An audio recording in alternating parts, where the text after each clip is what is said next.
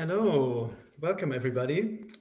Thank you for tuning in and welcome to our series of discussions on AI research and social responsibility. This event is organized by the Artificial Intelligence Center at the Czech National University and MLMU, the Machine Learning Meetups in Prague.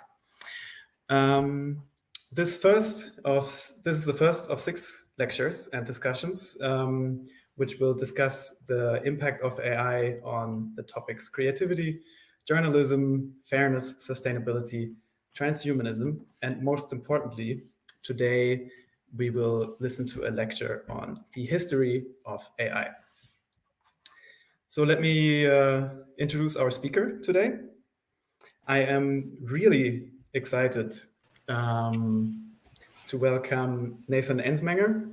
He is a professor at the School of Informatics at the University of Indiana. He studied at Princeton and the University of Pennsylvania, where he did his PhD in history and sociology of science. And apart from teaching now at the University of Indiana, he also taught at the University of Pennsylvania and the University of Texas. His research interests are in the history of software development, the history of AI, and generally the impact of information technology on society. And in addition to his academic career, he also has experience in the software industry, where he worked for Deloitte, Ernst & Young, the Bank of America, and the National Association of Manufacturers. You can read about his work in his fascinating book, The Computer Boys Take Over, which analyzes how computer experts, a new breed of experts, has transformed our corporate structures, government, politics, and our society in general. He's co-author of a book called Computer, the History of the Information Machine. And he recently contributed a chapter to another book called Your Computer is on Fire, where he is talking about the relationship between the digital economy and our natural environment. But most importantly for us today, Nathan will take on his role as a historian of AI. He will introduce us to the history of our own field with a talk titled From Automation to Intelligence, the Long History of AI. One more organizational thing. During the talk, you can ask questions on Slido. And you can already see a link in a banner underneath, and we will answer these questions after the talk in a Q&A session. So that's it for me. I'm really excited. Professor Nathan Ensmenger, the digital stage is yours. Thank you very much. Let me say not just what a great pleasure it is to be here and to have met all of you, and I look forward to the meeting others and getting your questions. But also let me say how impressive I find the topics that you have put together in this larger series. As many of you know, AI is an important field and has enormous implications for the way we work and live. And I'm very gratified to see how you're approaching this in a kind of rich, multi-dimensional way. I'm going to go ahead and start sharing my screen. I've got lots of slides for everyone, and I hope that this will work well from a technical perspective. You ought to be seeing a title slide here, and also an image. And some of you may recognize this image. This is a still from Stanley Kubrick's great masterpiece film, 2001: A Space Odyssey, which is a film, among other things, about artificial intelligence, and helped frame a discussion about artificial intelligence, at least during the latter part of the 20th century. But I also show this slide because it features heavily a black box. And that black box is going to be something of a theme of my talk today. In general, historians who deal with computing have to figure out ways to open up the black box. Computers themselves are no longer interesting objects to look at for the most part. All of the functionality and design and choices, social, political, technological, are kind of buried inside these devices. My current project, which is an environmental history of computing, is kind of opening up this actual black box, these digital devices like smartphones, and linking them to a global network of materiality that allows us to think differently about the virtual economy as being continuous with the industrial economy. It's often framed as being something quite different. But for my purposes today, black boxes are significant in a different way. So this is a famous paper from the history of information, computer science, and cybernetics. It's Claude Shannon's The Mathematical Theory of Communication, in which he discusses ways to think about complicated systems as black boxes, meaning all that you need to understand is the input and the output, and what is in the middle is irrelevant, at least to a certain kind of analysis. And Shannon here is interacting with another mid-20th century phenomenon, which is behavioral psychology, which asked questions about human behavior and also posited a black box. So psychologists like B.F. Skinner said it doesn't matter if we understand how the mind works or the brain works. All that we need to understand is a kind of stimulus and response, again, kind of input and output, and we can model what's in between as a kind of black box. And then many of you know that when people talk about AI at the present moment, they generally mean a technology more accurately described as machine learning. And machine learning is notoriously a black box in a variety of different ways. And that has both technological, but also social and political implications. So what I'm going to do is kind of play with this idea of the black box and use that not only to talk about this history, but also to maybe look towards some of the ethical and social issues raised by this history. Now, those of you who aren't historians will probably think that this was an easy talk to put together, in the sense that artificial intelligence has a recent history. We know when the term was coined and by whom. This is the famous announcement of the 1956 Dartmouth College Conference, in which the computer scientist John McCarthy described the field of artificial intelligence.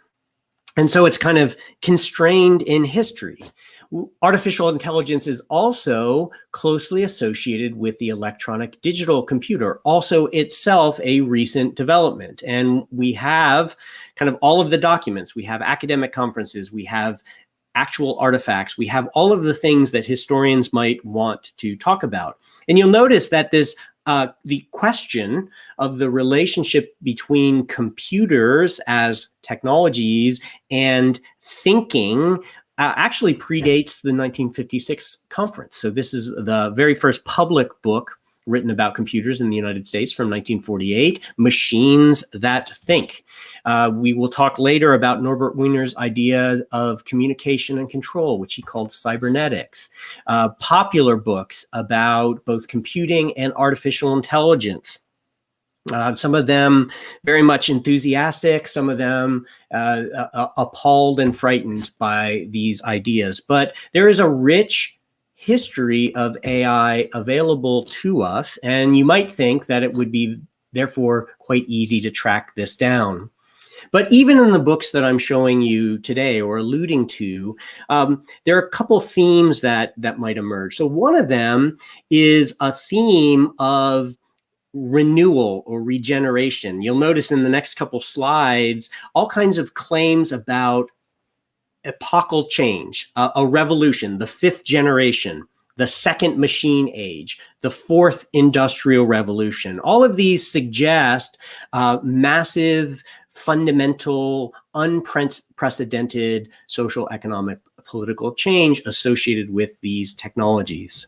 Another thing you might notice if you've been following at least the recent coverage of AI is the conflation of robot and artificial intelligence, and maybe lastly, automation. And this is not coincidental, and I'm going to come back to this theme. If you were to read a lot of this recent literature about artificial intelligence, you would be hard-pressed to walk away with a clear understanding of what the difference is. And whether it's called a robot or an artificial intelligence seems to depend on a kind of arbitrary and ill-defined distinction between thinking and doing, what Karl Marx might have called the head and the hand, or even differences in the kind of work. So if we have a machine that replaces the work of an auto mechanic, we call it a robot.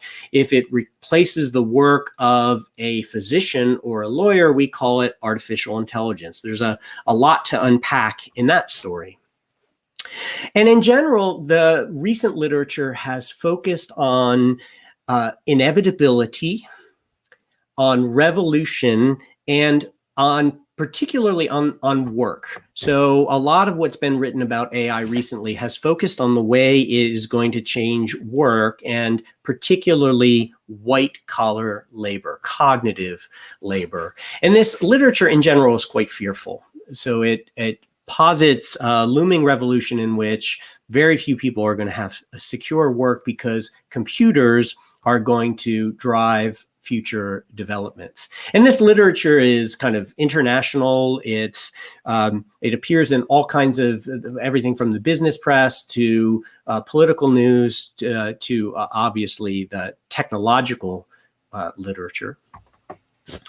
And interestingly enough, it tends, for all the talk about robots and work, when you read this literature closely, they tend not to talk about machines that look like this, the kind of classic humanoid, robot, android, or artificial intelligence that we think of from science fiction, but they actually tend to focus on this. So if you look at the basis for claims that we are on the brink of an artificial intelligence revolution, in general, you will find that the evidence for that has been recent developments in autonomous vehicles. And I'm going to come back to that.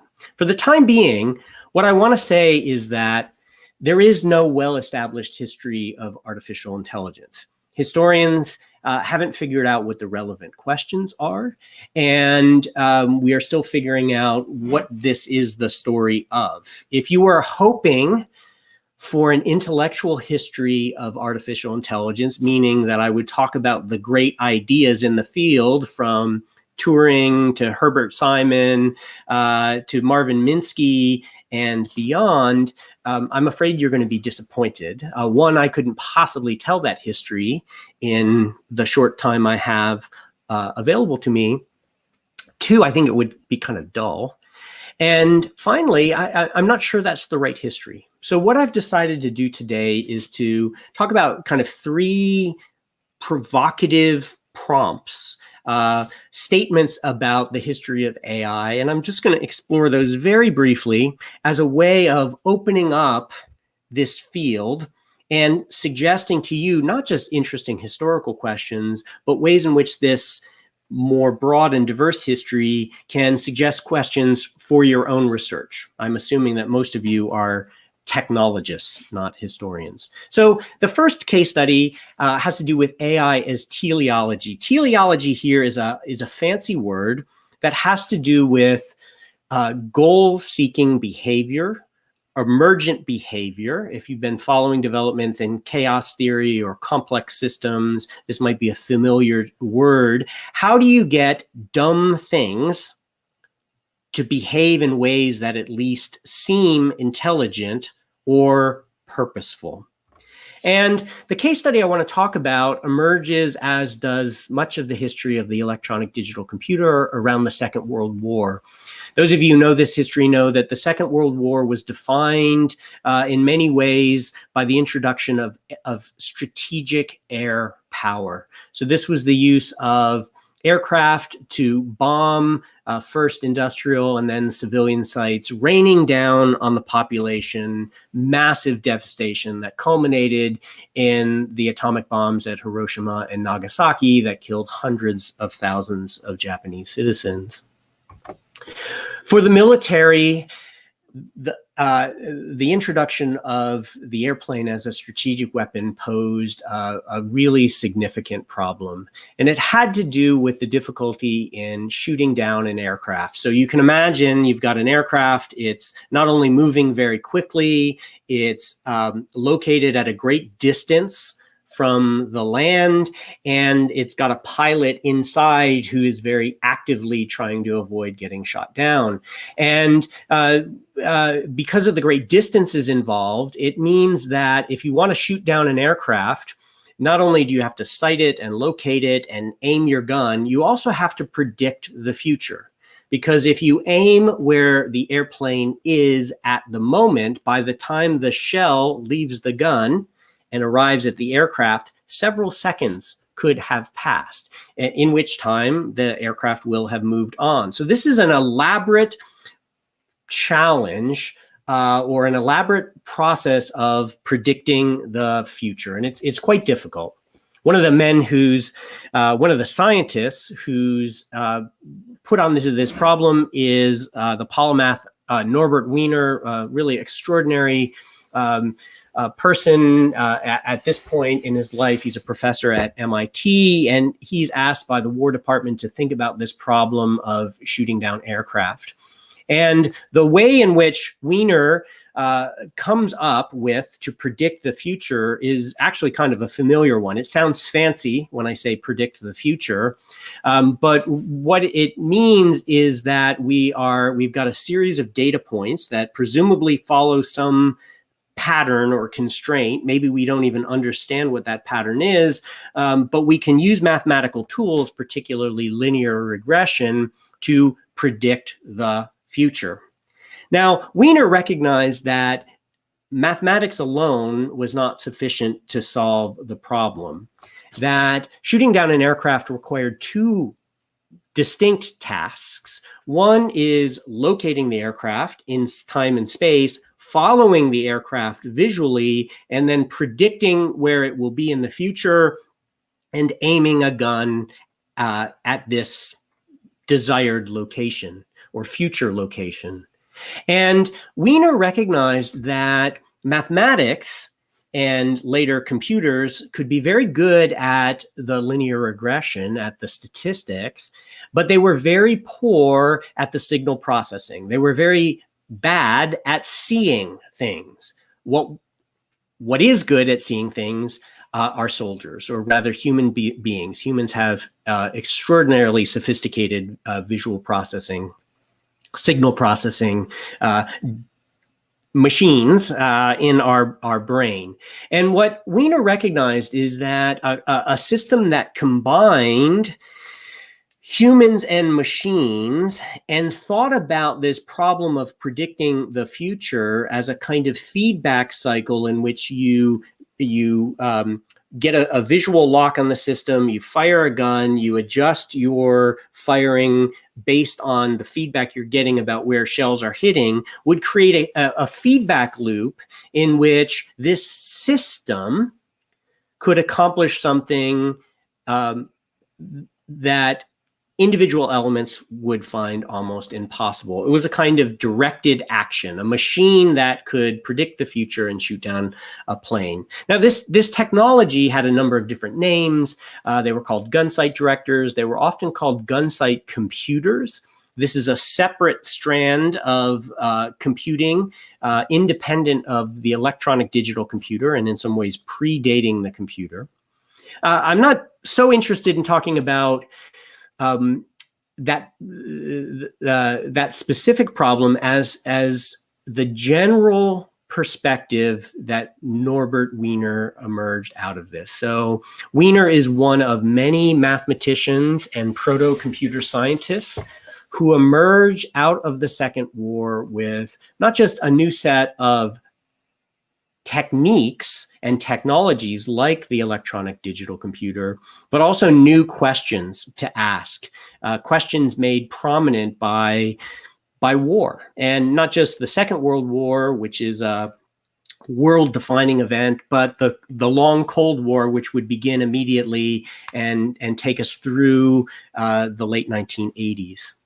And so one of the aspects of this history is Wiener's close association or computing's deep origins in the military-industrial complex. If you know anything about the history of computing, there's probably no technology that has been more influenced by military requirements or shaped by military funding than computing, and that continues to this day. But this idea that the computer is part of a larger set of control systems that require some kind of directed action, so that human beings alone are no longer sufficient, not just to enact the action, shooting down an aircraft, but also increasingly in making the decisions about when to fire and how to respond.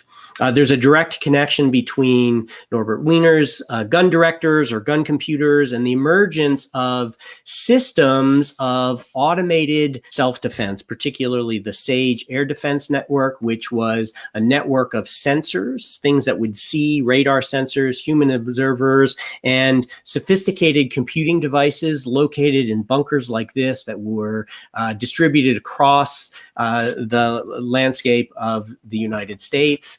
Inside those bunkers were the first of the real-time computers. If you know what a real-time computer is, this is an enormously significant development, but also new technologies for interaction. So this is a human operator interacting with a computer via a screen and a light pen, both technologies unique to this system. And you can see the cybernetic elements here. This idea that humans and machines can interact in a set of feedback systems that Norbert Wiener thought were a general way to think about teleology, to think about complex, directed behavior performed by things that might not be self-conscious or aware or even intentional about what they were doing. In 1948, Wiener writes this book, Cybernetics, The Control of Communication and the Animal and the Machine, and notice his conflation of the two. He saw those as that distinction as essentially irrelevant. This becomes a much more general model for cybernetics, which becomes influential throughout the world. In other parts of the world, cybernetics becomes an established academic discipline. It becomes or remains to this day associated with what in my country we call computer science. But it was also adopted by social scientists, anthropologists, politicians, biologists as a way of thinking about complexity in systems. And again, this relationship between complicated behaviors and machine-like cognition. Wiener takes this idea of the man-machine synthesis in cybernetics, and out of that grows, it's not much of a step to be thinking about cybernetic organisms, which would include for Wiener kind of all biology. This becomes shortened to the cyborg and gets adopted in science fiction and popular culture in films like Blade Runner from 1984 or The Terminator, also from this period, where this idea of intentional behavior in a machine becomes part of a metaphysical conversation about what it means to be human.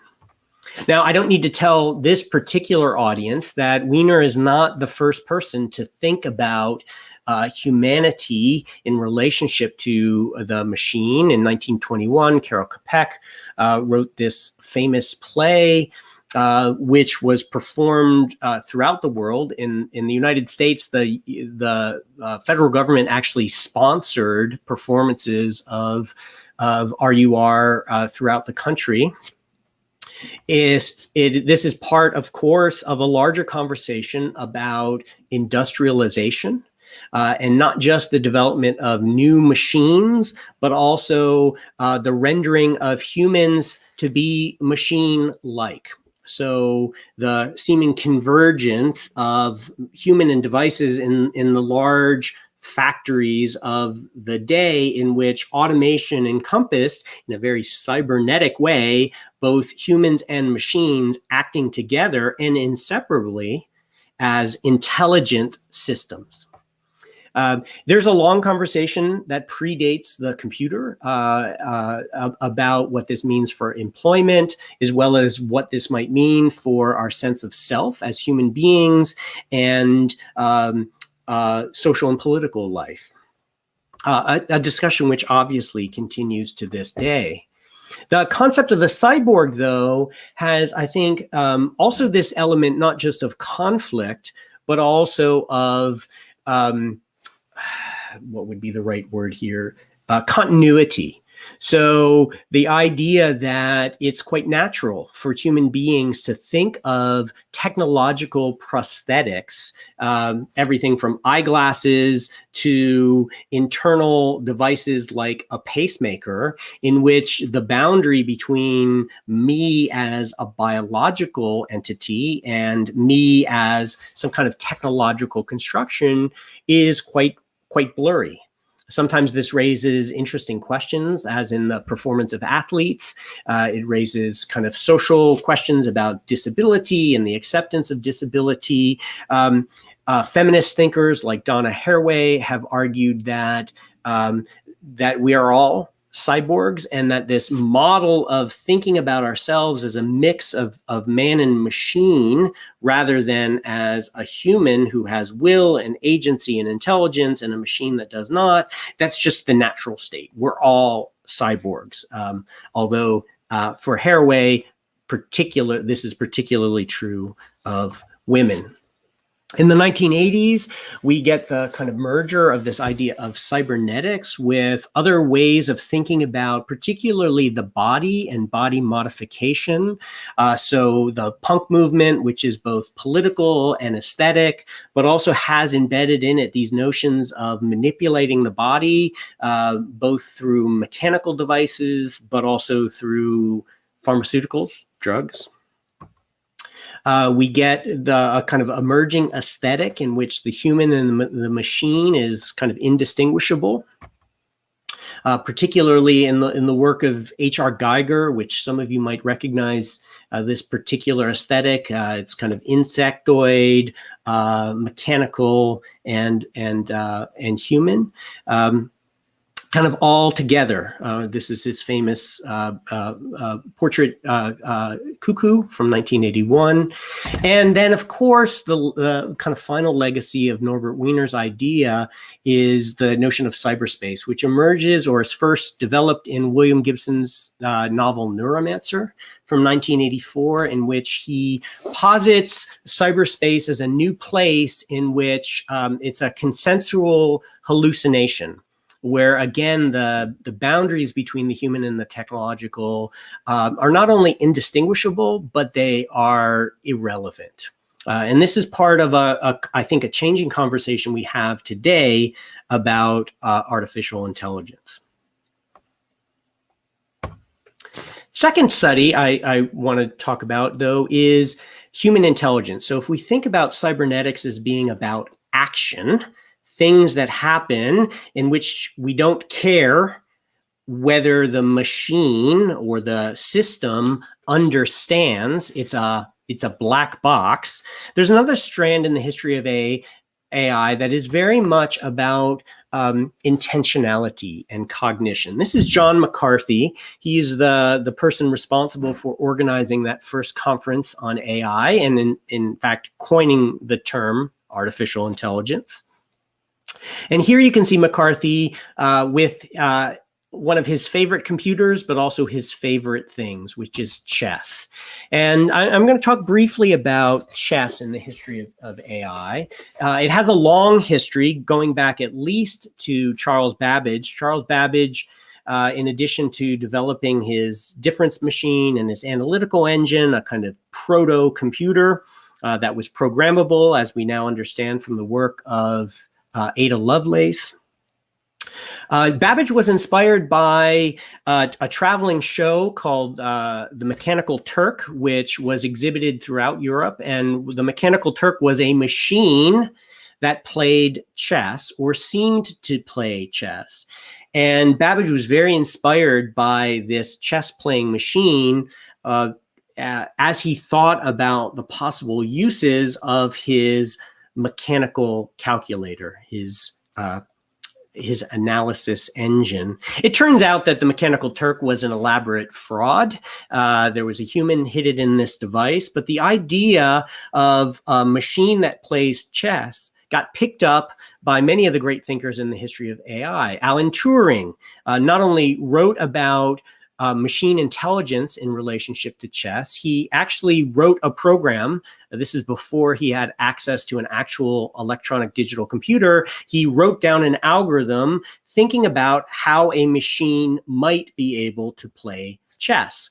And if you look through, you could tell a whole history of modern computing through the history of chess. It seems almost that everyone involved in the field played chess and thought about what it would mean for a computer to play chess. Particularly this man, this is Herbert Simon, one of the great founders of the field of artificial intelligence. And in a 1958 paper he wrote with his colleague Alan Newell, he made an argument about artificial intelligence that hinged on chess. If you could make a machine that could play chess, you would penetrate to the core of the human intellectual endeavor. What he's doing here is setting up the ability to play chess as a critical test of machine intelligence. And in fact, if you look at even the history of the way artificial intelligence has been taught over the last several decades, almost every textbook refers to this relationship between human intelligence, chess, and artificial intelligence. There are a couple reasons for this, which I'll treat very briefly. The most fundamental is that chess has always been seen as a game with larger significance, that the ability to see chess has been associated with general human intelligence and strategic thinking, also with human creativity, emotion. And so being able to play chess means not only that you are intelligent, but also that you can appreciate beauty. And this is significant. So it's not just, there's this idea that playing chess is not just require a certain set of techniques, but also the kind of human spark of creativity. And this is, I think, really believed by people. So chess is a metaphor, but also an indicator. So it's a metaphor for life, but also if you can play chess, you will be good at other things. And the fact that many early computer scientists really liked chess reinforced in their minds that, of course, if you were a smart person, you could also play chess, because I'm a smart person and I like to play chess. It seemed a quite natural association. But there are also some other things about chess that made it a really good test of artificial intelligence. So one of the things about chess is that you can turn a game of chess, a complex human activity, into a set of symbolic notation. So this is a game. This is a game of chess. And if you know enough about chess, you can read this game and kind of breathlessly follow the action and the ups and downs and get emotionally invested in this game, because there are systematic rules for turning the game board into a set of mathematical notations, which means by the middle of the 20th century, there was an enormous data set available to artificial intelligence researchers. So these are what are called books. So these are games of chess, and sometimes they're just openings, but this is this huge data set written in a convenient mathematical notation that can be easily digitized and fed into a computer, and that for which you know the outcome. So you both have the data set and the test criteria. And those of you who do machine learning in the present moment know that these kinds of data sets are precious and important. This also means that by the early 20th century, the use of this notation meant that there was already a custom of playing chess against remote and invisible opponents. So unlike poker, for example, in which the human opponent is paramount, in chess it didn't matter. You could play by the mail, you could play by the telegraph, you could play by the telephone, and you would interact solely in terms of these symbolic dimensions. Those of you who are familiar with the imitation game, or sometimes we call it the Turing test, know that this idea that a key to that test is reducing interactions to these symbolic exchanges is absolutely essential. And then finally, there was a tradition of competition. So chess tournaments were a way of establishing who won. It was they had mechanisms for making unambiguous determinations of who the winner was. So there are all kinds of rules and practices around human chess. And then finally, chess in the Cold War period had a kind of global significance, particularly in the competitions between Bobby Fischer and Boris Spassky, which is a kind of microcosm of the competition between the US and the Soviet Union and the brain power of these two great nation states. All of this meant that in addition to being an interesting game to computer scientists, chess was a game that lent itself to play by computer. So here you see people playing chess over the phone, but the invisible opponent here is not another human, it's a computer. And this was quite natural. You could adapt the social practices of the chess tournament to computing machines and have the same kind of unambiguous determination of which was the best system. And again, those of you who do contemporary AI know agreement about metrics is a real challenge. How do you know if it's right or successful or not? And of course, this even extended the kind of the Cold War challenge between Spassky and Fischer to challenges between computers. So you would have US computers play Soviet computers in chess, and this was seen as some kind of meaningful accomplishment. And of course, this culminates in the showdown between man and machine. So this is seen as the kind of ultimate test. So in 1958, Herbert Simon sets out this challenge. If a computer can play chess, it is intelligent, culminating in the kind of unambiguous challenge between Kasparov and the IBM computer Deep Blue, in which the computer wins. Now, that's not the end of the story, obviously, because there's still a lot of ambiguity, not only about what AI is, but whether AI works in certain contexts. Let me just say a quick word about this, and I'm going to move quickly through this case study. Claude Shannon was one of the first people to write about chess-playing computers, and he saw some other reasons why chess would be a good challenge for the computer. So not only did it have all these social practices, not only did it have this huge data set, not only did it have this mechanism for determining a winner within a tournament structure, but it also was a complicated game that wasn't too complicated. It was a game that you could lay out mathematically. And in fact, in theory, if you had enough time, you could lay out all of the possible games of chess and figure out how to win each of those potential games. But what Shannon liked is that in practice, that was impossible. So I'm just going to throw out a quick, so let me just show you how this works. You take a game like this and you can write it in symbolic notation, and you can construct a decision tree that would play out all of the possible games of chess. Except you can't do that. So here's a number, and a number somewhat at random, but a number that I like. This is the number 42. 42 happens to be, among other things, the average number of moves per games of chess. It's actually the average number of moves, which means each move in a chess match, black and white, is called a ply. So in the average game of chess, there are 84 plies.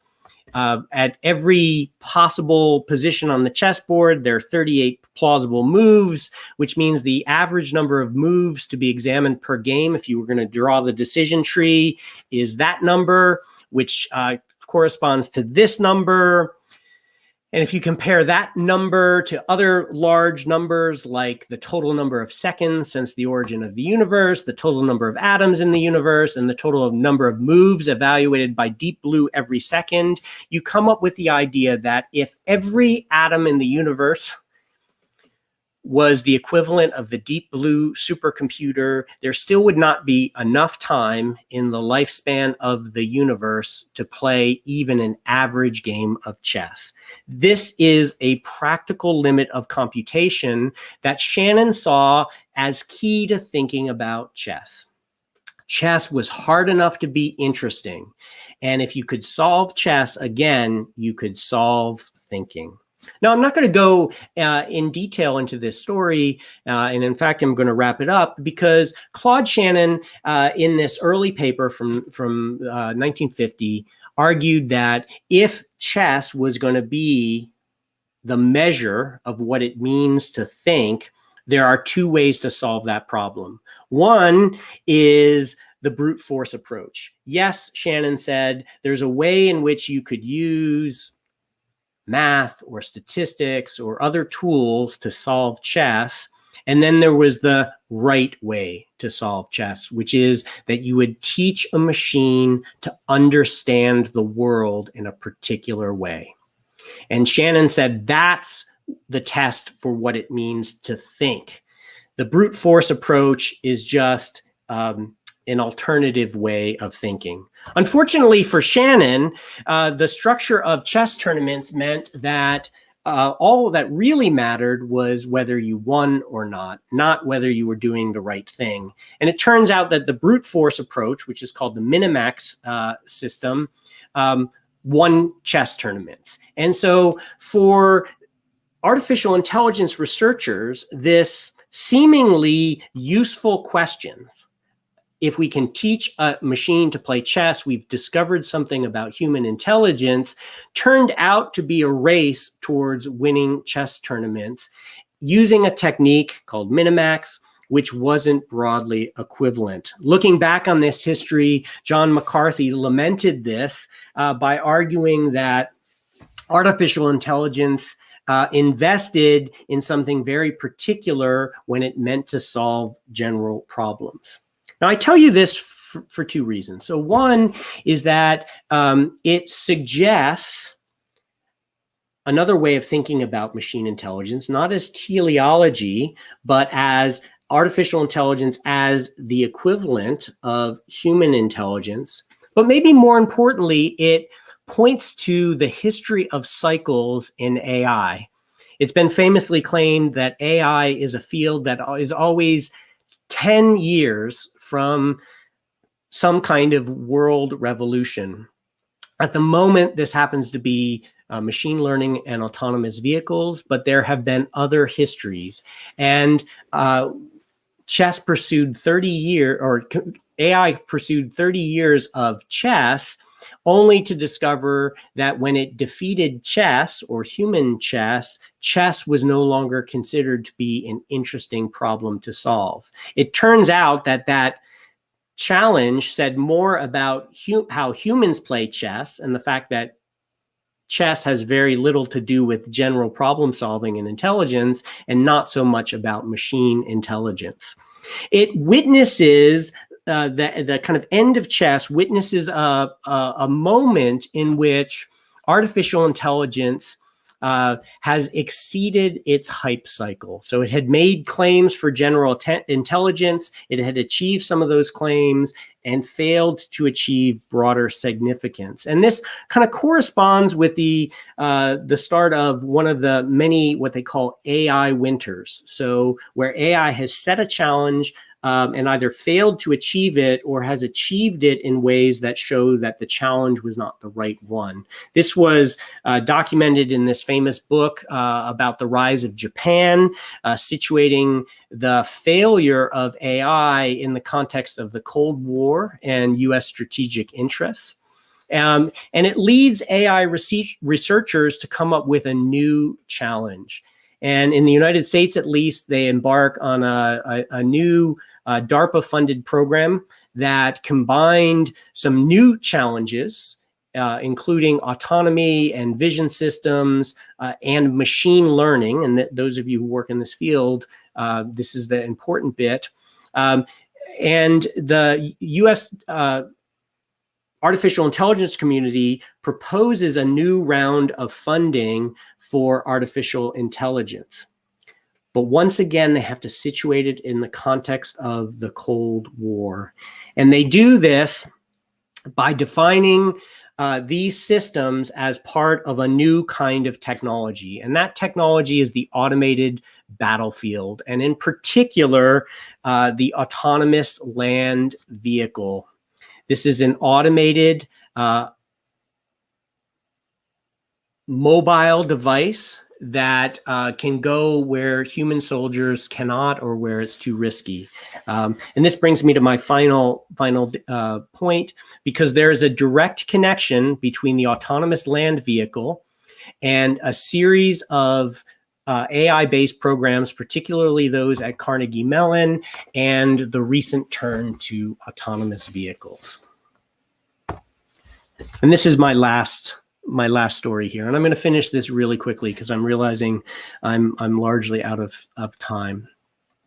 And this is yet a third way of thinking about AI, and this is AI as infrastructure. So again, if you've been following the literature, the popular literature on why AI is poised for a revolution, you'll know that it's all framed in terms of the autonomous vehicle, and really significant claims that about how close we are to that. And it's framed around a particular history of AI. And this is one of the small reasons why history matters. So the way this history goes is that the DARPA issues a challenge in 2005 to create autonomous vehicles. These vehicles are, in 2005, ridiculous failures.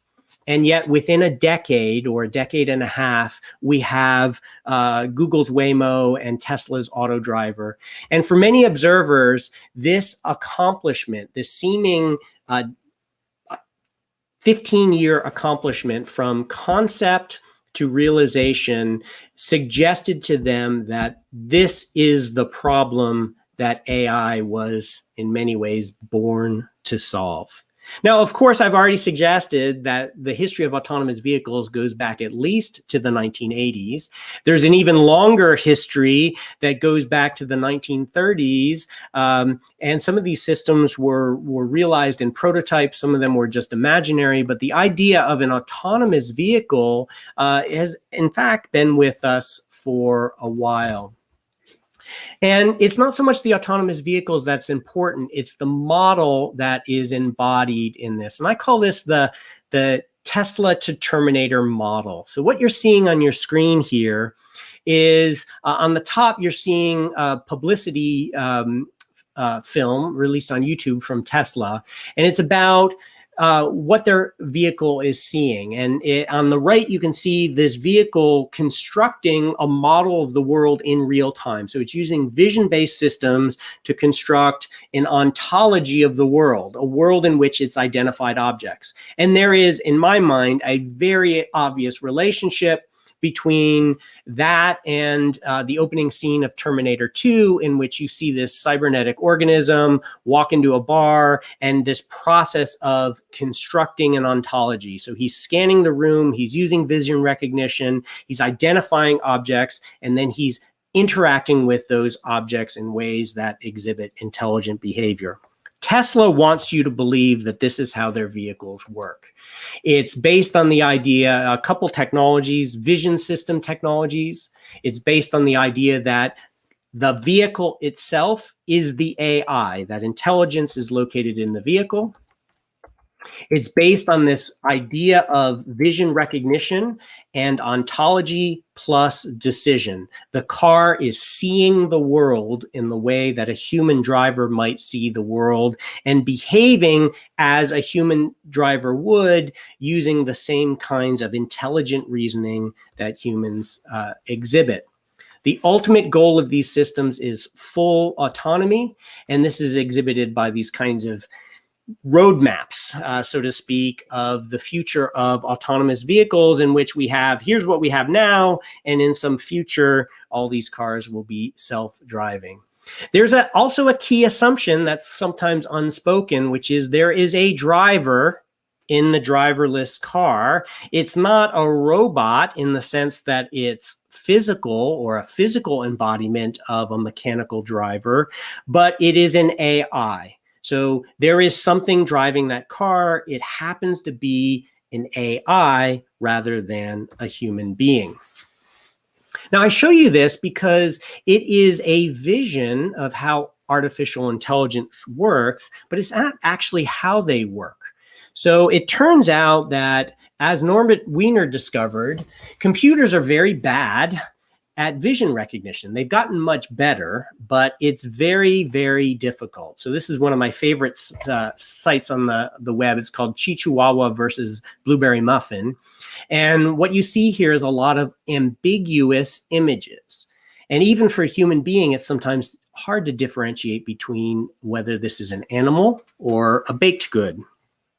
Computers find this very difficult, which is why many of us spend a good portion of our time training AI vision systems. You'll notice if you do CAPTCHAs on your banking website or your stock exchange or whatever it is, that very often you're asked questions about cars, lights, and traffic signals. That's because you are training AI systems, because computers are not very good at this kind of signal processing where human beings are.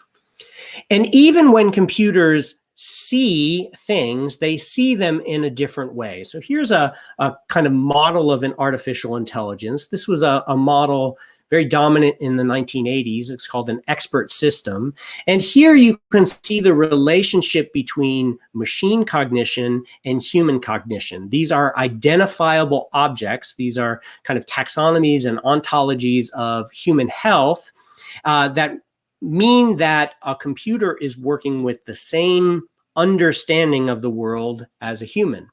Neural networks don't work like that. And I won't go into detail, but those of you who are in the field will kind of recognize this, that when a computer sees something, they're seeing something very different from us. This lends these systems a real fragility. So you can, it turns out, trick a Tesla with 3 dots painted on the screen because it sees a road in a way that is completely different from the way you and I would see the road. This makes those systems vulnerable to attack, but it also puts them kind of outside of the kind of legal and political framework. So this is an article about an Uber accident that killed a person. The report says that Uber saw the car, but Uber denies it. So after spending many years saying that their cars can see the world, when it came down to a legal challenge, it says, well, of course they don't see the world in the way you and I do, and we can't open up the black box of the neural network to show you what went wrong. So how do cars get around? Well, without going into great detail, we'll say they require maps. So very detailed visualizations of the world. These aren't your Google Maps. These are very expensive, highly detailed, and human-mediated maps that have to be carefully constructed. And just as a quick aside here, a lot of the work that we associate with AI is often done by human beings. So machine systems that distribute certain kinds of tasks to human beings. One of the largest of those is called the Mechanical Turk, with some irony. It's an Amazon system. There's been the emergence of what we call pseudo AI, which are companies that market themselves as AI companies, but really rely on cheap human labor, because it turns out it's easier to pay humans to do things than to build AI systems. But the point here is that maps are not the same thing as vision. So maps are highly detailed and they're constructed.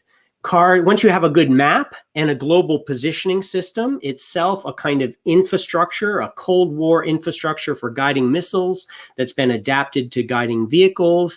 If you have a good map and you know where you start and you have a GPS system, turns out it's actually not hard to get where you want to go, with the exception of other vehicles and pedestrians. So a third thing that systems do is what's called vehicle-to-vehicle or vehicle-to-infrastructure communications. So if you have a good map, if you know where you are and you're communicating with other things on the road, you can have autonomous vehicles. And then, of course, you have to have laws, insurance companies, and business models to support that.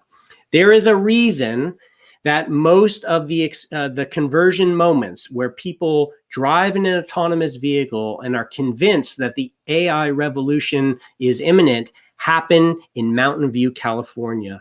This is a landscape, a human landscape that has been carefully reconstructed to be a safe and machine-friendly environment. This includes not just sensors and painting roads, but also pedestrians and police officers and other kinds of systems that allow this to work. Waymo claims that it's driven 10 million miles in autonomous vehicles. When you actually look at it, they've driven 1 mile or close to 1 mile 10 million times.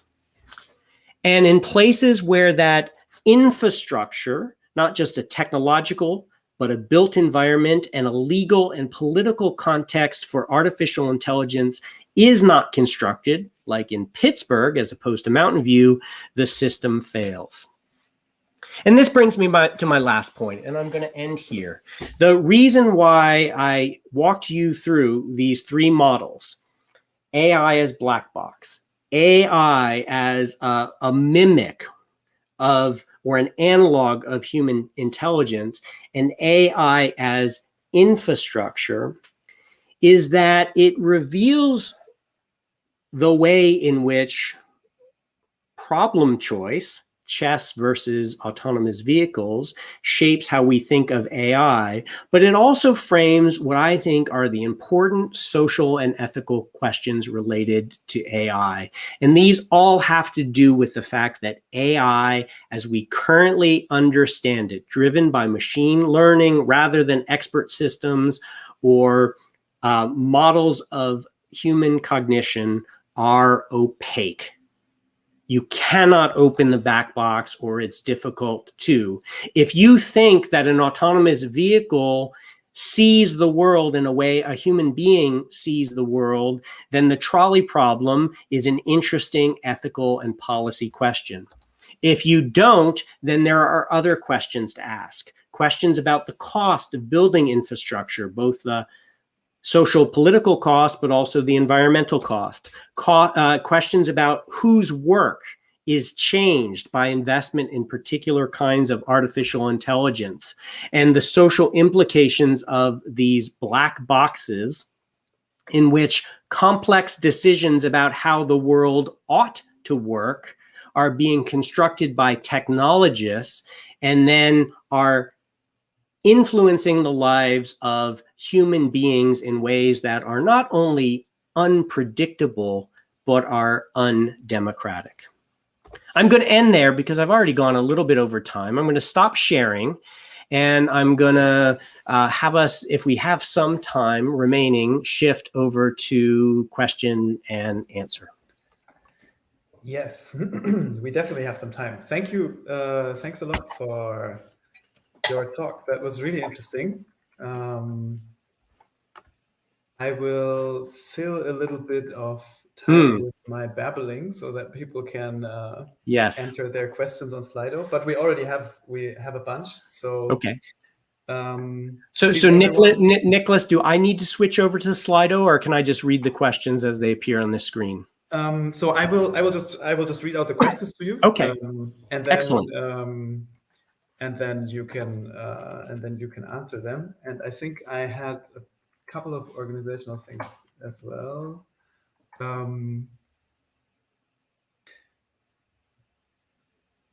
Or maybe not. Well, I don't know. Anyway, I will just thank everyone who organized everything so far. Like Marketa and Marek from MLMU, and my two colleagues, Carolina and Antonio from AIC. And yeah, so I think I will just start reading the first question, maybe. As a historian, do you tend to extrapolate your knowledge about history into the future? Do laymen ask you more about the history or about the future? That's a wonderful question. And I wish that my historical understanding would lead me to better predictions about the future. I would probably quit being a professor and become a venture capitalist. What it does tend to do are to expose the questions. So for example, I think one of the things that, certainly one of the aspects of this history that I'm working on is thinking about the infrastructure, the systems that need to surround artificial intelligence. So we tend to think of artificial intelligence as being disembodied. Now, the robot as a kind of AI challenges that. But even then, we tend to think about these as discrete devices. Once you start to think about the human labor that goes into the construction and implementation of AI systems, when you think about the systems of data that channel into machine learning, for my purposes, about all the energy, actual energy, coal, oil, gas, water, that go into computational work, then you get kind of different questions about, or different answers about what might need to succeed. So, for example, when I make predictions about, say, Tesla, a lot of my predictions have to do with Tesla solved one problem associated with electric vehicles, which was making them sexy and regendering them. They had been gendered female early in the 20th century, and they've been regenerated as kind of sport and high tech.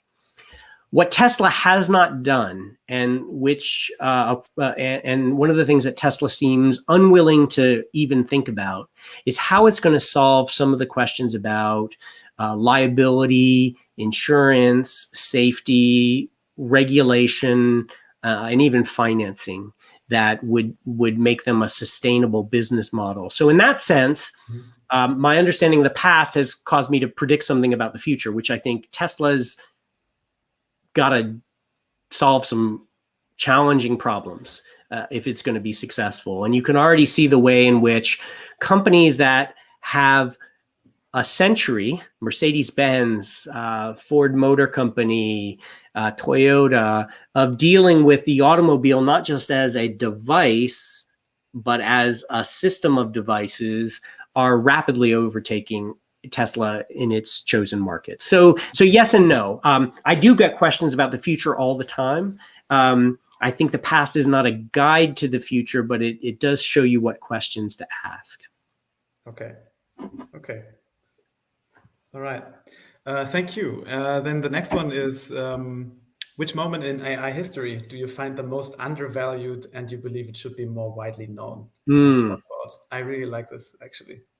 Yeah. So I think that the part that maybe is ignored or is less known right now is the moment, and it's early on, although there are resurgences of this, but in the 1950s in particular, I think AI researchers were really struggling with these kind of metaphysical questions about what it might mean for machines to think in a way that has been almost entirely abandoned by the turn to machine learning, in which the black box is entirely significant. All that matters is whether you get the desired result, and in which case people are no longer really thinking much about kind of questions of ethics or rights or responsibilities. I think that's a really interesting moment, and I wouldn't be surprised if we returned to that moment, but it was also a failure.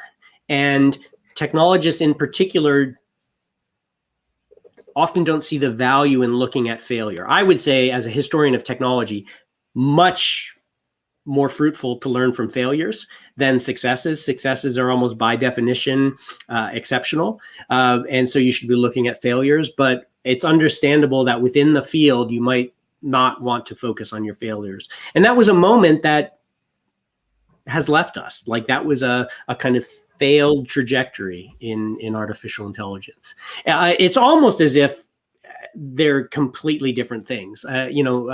Machine learning, it's not particularly brilliant to suggest that machine learning has more to do with the history of statistics than it does to the history of at least kind of hard AI. Okay. I think that's similar. We tend to not publish our negative results, right? Because yes. But we probably should. Yes. Yes. Okay. The next question is, what in your opinion? What in your opinion are the histories or only the stories that we should be telling our students in our introduction to AI classes?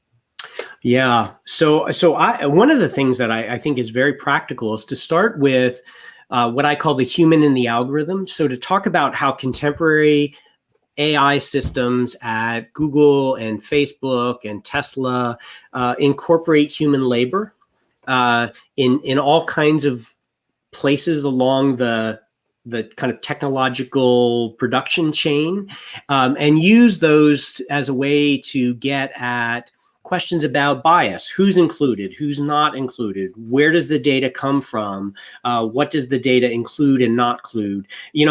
By interjecting humans, and there's a great literature on human labor within AI.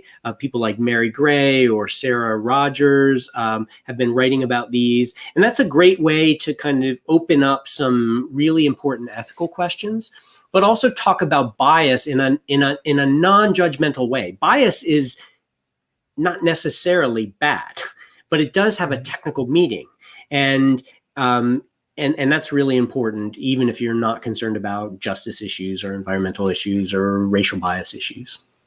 Okay, great. I think maybe I will ask one or two more questions in the interest of time. Well, actually, Nicholas, I can read the screen, so let me answer two of them that are real short. Why was the mechanical, if that's okay with you? Yeah. Why was the mechanical Turk called a Turk? It's because it was kind of a stage show, like very much like a magic show, and they dressed this chess playing figure up in this elaborate costume, which they kind of probably in a generic racialized way just called the Turk. So it was this exotic, that was their word for exotic, mystical kind of thing. It changed a little bit over time, but that's the sole reason it was called a Turk. How well can I play chess? So I'm not a great chess player, but what was interesting, so I've written quite a lot about the history of chess, and what has been interesting is that I'm less interested in chess.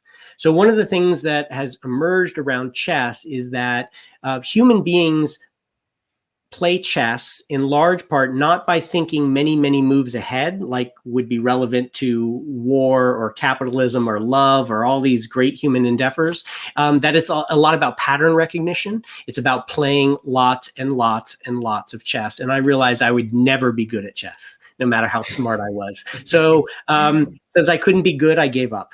So I don't play much chess. Okay. Yes. But I think we can answer the last question with 3 thumbs up, because I would also be really interested in your answer, in how strongly are national and corporate interests influencing AI today. Yes. So enormously, and in 2 ways. So one, AI has all of electronic digital computing has been mixed up with war from the very beginning, and this is particularly true of artificial intelligence. In the United States, at least, the vast majority of artificial intelligence research is funded by the U.S. military. And what's not is being funded by companies like Google and Facebook. And this doesn't have to be a kind of overt manipulation of these companies telling researchers what to research, but it's framing what questions are interesting.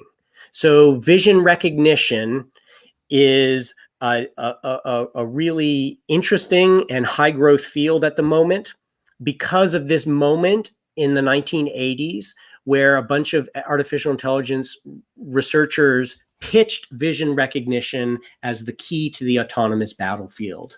And we get decades and decades of institutional support for that. Today's researchers in vision recognition don't know about that history, but they are still the product of that history. And so there are corporate and national interests define what questions are interesting. I would also say that companies like Google and Facebook are also defining what ethical questions are interesting or relevant. And I find that worrisome. So a number of these companies have announced kind of AI ethics panels or boards, but they tend to focus on issues like the trolley problem, and less about issues like the environment or about labor and fairness or even bias. And in fact, if you've been following Google, they put together an ethics panel and then recently fired all their ethicists because they disagreed with their conclusion. Yeah. So it's about framing the question. And that's a story that looks somewhat different in different national contexts. But for the US and China in particular, you get a kind of new and different kind of AI Cold War emerging. Okay, great. Then I think we should wrap it up. And I will invite everyone over to WonderMe, where we can have like a bunch of informal chats, maybe a drink if you have one next to your desk. And I also want to invite you to our next event on AI and creativity, which will be on the 24th of June at 7 p.m. And that will be hosted by an Italian AI artist. And that will be more of a discussion with a bunch of different artists that show what and how they are working. Okay, so yeah, if you want, join us at WonderMe, and thank you for attending. And of course, again, thank you a lot, Nathan, for giving. I'm very happy. Just typing in the chat URL right now, so I look forward to meeting people there.